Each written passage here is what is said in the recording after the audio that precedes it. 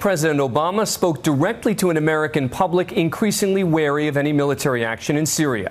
Addressing concerns articulated by citizens and lawmakers alike, he described the dire consequences for America of ignoring Syrian President Assad's actions. But there are also, according to President Obama, encouraging signs on the diplomatic front. ABC's chief foreign correspondent Terry Moran is in Beirut with full coverage of the crisis in Syria. Terry. Dan, when a president speaks about the possibility of taking America to war, he's addressing not just the nation, but the world. I'm here in Beirut, a city that has been wrecked by war twice in my lifetime, in Lebanon, a country where the Syrian civil war is already spilling over, refugees pouring in, the economy staggering, violence spreading. And just a couple of hours from where I'm standing, Syria and the horrors there. People here in the Middle East who have seen so much of war over the decades are a lot like Americans. They are skeptical about this crisis. They're anxious about it. And so tonight, in a make-or-break moment for him, President Obama addressed all these audiences, trying to clear things up, make his case, and lead. President Obama strode down the Great Hall of the White House to talk to the American people about war. Tonight I want to talk to you about Syria. He had taken that long walk once before under very different circumstances, announcing the killing of Osama bin Laden. Tonight, I can report to the American people and to the world that the United States has conducted an operation that killed Osama bin Laden. There was no victory in his demeanor tonight. Now, I know that after the terrible toll of Iraq and Afghanistan, the idea of any military action, no matter how limited, is not going to be popular. Tonight, the nation saw a president struggling to convince the country of the rightness of a dangerous course of action, a country that has shown skepticism towards a new war. We cannot afford to turn Syria into another Iraq. My short answer to this is not no, but hell no. In the face of such strong opposition from the left and the right, Obama sounded almost defensive at times as he tried to respond to his critics. As some members of Congress have said, there's no point in simply doing a pinprick strike in Syria. Let me make something clear. The United States military doesn't do pinpricks. And again, the president tried to reassure Americans about what his Syria policy is not. I will not put American boots on the ground in Syria. I will not pursue an open-ended action like Iraq or Afghanistan. I will not pursue a prolonged air campaign like Libya or Kosovo. This would be a targeted strike to achieve a clear objective: deterring the use of chemical weapons and degrading Assad's capabilities. This crisis is in part of the president's own making. A year ago, he somewhat offhandedly at a press conference drew a red line for Syrian President Bashar al-Assad and for himself.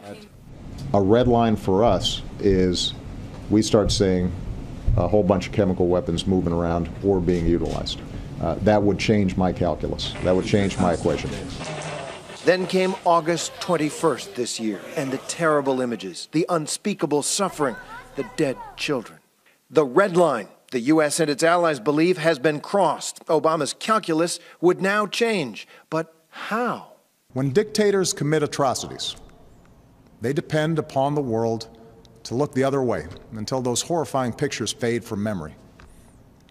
But these things happened. The facts cannot be denied. Tonight, he sought to explain his sometimes confusing leadership on this issue. America's not the world's policeman. Terrible things happen across the globe, and it is beyond our means to right every wrong. But when, with modest effort and risk, we can stop children from being gassed to death and thereby make our own children safer over the long run, I believe we should act. In Syria, meanwhile, government troops continue to bombard rebel positions in the suburbs of Damascus. And Bashar al-Assad, he was winning the day, putting the U.S. president on the wrong diplomatic footing again. He is a strong survivor, but his strength is deceptive. He doesn't look like your typical ruthless tyrant. You feel sorry for the life that has been lost, but you don't feel guilty. That soft, lisping voice. No government in the world kills its people unless it's led by a crazy person. The weak chin. He sure doesn't look like this guy. Or this guy. انظروا إلى هذه السياسة. But while other Arab dictators are toppled, dead, or both, Bashar al-Assad has proven to be far more tenacious, wily, and maddeningly successful than U.S. officials guessed during this high-stakes 2.5-year-long showdown with Barack Obama. I have no doubt that the Assad regime will soon discover that the forces of change cannot be reversed and that human dignity cannot be denied. Assad will leave power. It's not a question of if, but when. We will not tolerate the use of chemical weapons against the Syrian people or the transfer of those weapons to terrorists. The world is watching. We will hold you accountable.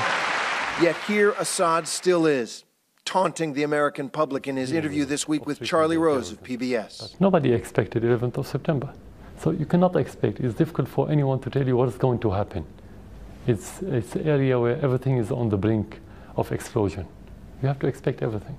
President Obama tonight hardly mentioned his adversary. Instead, he tried to explain why he believes military action is necessary, but then he hit the pause button again, embracing a new Russian proposal to bring Assad's chemical weapons under international control. This initiative has the potential to remove the threat of chemical weapons without the use of force, particularly because Russia is one of Assad's strongest allies. Hey, guys.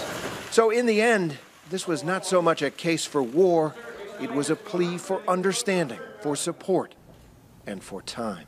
Our ideals and principles, as well as our national security, are at stake in Syria, along with our leadership of a world where we seek to ensure that the worst weapons will never be used.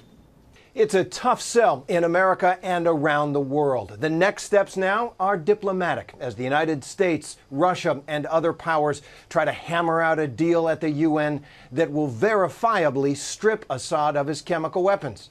Does that sound familiar? This crisis is far from over.